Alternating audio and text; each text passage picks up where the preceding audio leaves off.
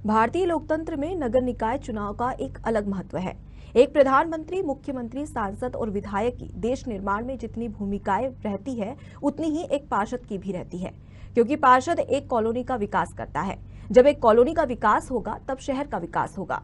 उसी क्रम में शहर के साथ प्रदेश और देश का विकास होगा।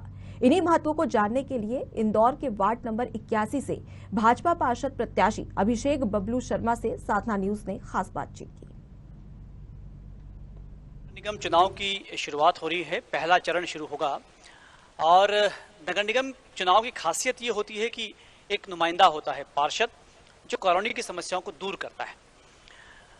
एक अलग बात यहाँ पर इस वक्त हम कहना चाहते हैं कि छोटी छोटी समस्याओं से जब हम उठते हैं किसी कॉलोनी की, जब पानी की समस्या से, ड्रेनेज की समस्या से, सड़क की समस्या से उठते हैं, तो हम बड़ी समस्याओं पर बात कर पाते हैं। इस वक्त हम 81 नंबर वार्ड में हैं, जहां पर बबलू शर्मा, अभिषेक बबलू शर्मा जी हमारे साथ में मौजूद हैं, जो भाजपा के प्रत्याशी हैं पार्षद के रूप में।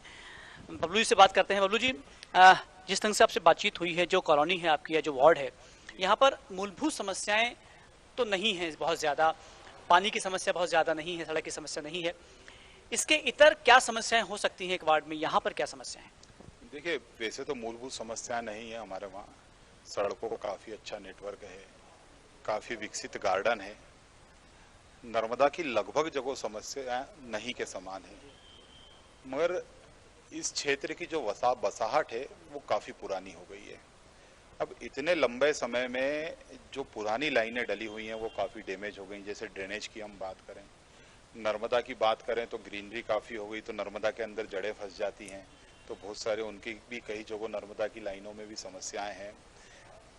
क्षेत्र बहुत तेजी से बढ़ा।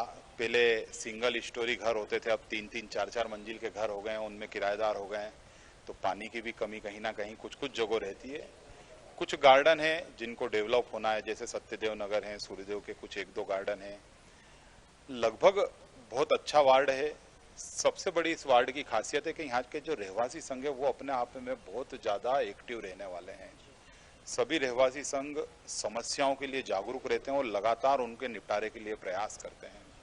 इसके अलावा हमारे क्षेत्र में अगर हम बात करें तो इसकी सघन बसाहट होने के कारण इलेक्ट्रिक का लोड जो है वो पिछले दिनों में ऐसा हमें देखने में आ रहा है कि बहुत ज्यादा बड़ा है। तो एक नए ग्रिड की आवश्यकता इस पूरे अन्नपूर्णा क्षेत्र को है, क्योंकि ओवरलोड के कारण कई बार हम देखने में आ रहा है कि पिछले 3-4 महीने में मैंने वॉच करा हैगा कि आधे 20-20 घंटे के लिए, आधे घंटे के लिए, 20-20 मिनट के लिए, आधे घंटे के लिए लाइटें जा रही है। तो हमको उसको प्रशासन से बात कर कर सुधारना रहेगा। एक बड़ी समस्या यहाँ पर हमारे 2 मुख्य चौराहे हैं, एक गोपुर चौराहा है और एक चाणक्यपुरी सर्कल है। इन चौराहों पर ट्रैफिक की समस्या बहुत ज्यादा है, तो हम सब मिलकर उस ट्रैफिक की समस्या से कैसे निजात पाएं, ट्रैफिक विभाग के जो अधिकारी हैं उनसे चर्चा कर कर उसमें नगर निगम की क्या भूमिका हो सकती है, या आम जनता को भी हम किस तरीके से जागरूक कर कर इस समस्या से निपटारा पा सकते हैं, निजात पा सकते हैं, उसके लिए प्रयास करना मैं चाहता हूँ। बबलू शर्मा जी, एक अलग तरह का सवाल है, चूंकि आप लगातार यहाँ इस क्षेत्र में काम करते आ रहे हैं। इसके पहले आपकी श्रीमती जो थी स्वाति शर्मा जी, वो भी पार्षद रही हैं, अब आप प्रत्याशी के तौर पर मौजूद हैं। हम साधना न्यूज़ की टीम लगातार अलग अलग जगहों पर जा रही है, बातचीत कर रही है, और सवाल ये उठता है कि पैसा तो बहुत आता है काम करने के लिए, लेकिन कहीं वो पैसा जो है वो भ्रष्टाचार की भेंट चढ़ जाता है। क्या आपको लगता है कि वाकई ये भ्रष्टाचार जो है यदि खत्म हो जाए तो शायद 5 साल में एक शहर का कायाकल्प हो सकता है, कॉलोनी का कायाकल्प हो सकता है? जी बिल्कुल, इसमें कोई दो राय नहीं है।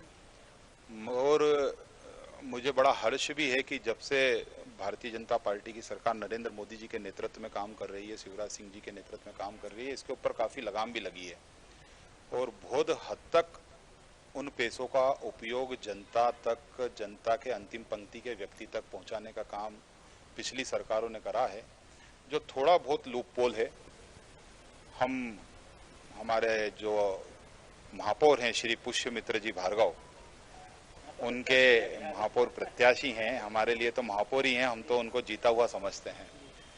उनके नेतृत्व में हम उसके ऊपर भी लगाम लगाएंगे, क्योंकि उनका भी यही विजन है कि शहर को एक देश के, विश्व के सबसे अच्छे शहरों के अंदर पहुंचाए। तो अगर वहां पहुंचाना है तो भ्रष्टाचार पर लगाम लगाना रहेगी और उसके लिए वो भी दृढ़ संकल्पित है। और उनके कंधे से कंधा मिलाकर हम सब इसके लिए प्रयास करेंगे कि जो पैसा आता है वो जनता तक एक एक रुपया पहुंचे।